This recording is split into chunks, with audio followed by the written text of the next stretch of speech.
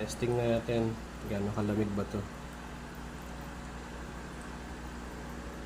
Alright, so 20 degrees Celsius. Hindi Fahrenheit. So, yan. Meron tayong 20 degrees Celsius.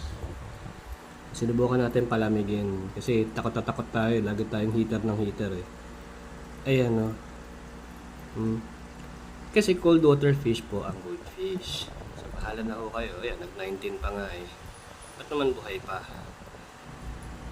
So, wide range po ang temperature range ng goldfish. Kasi patay na sana yung mga yan. Eh, since yung iba, katulad sa Japan, no, nag-yellow minsan sa Japan, nakaka-survive yung mga yan.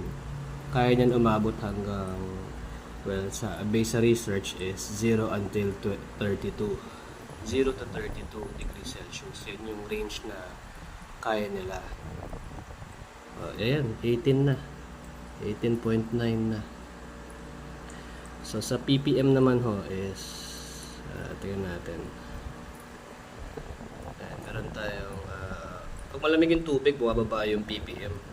Kanina 200 to, ngayon 124 na lang. Ayan, so, yan.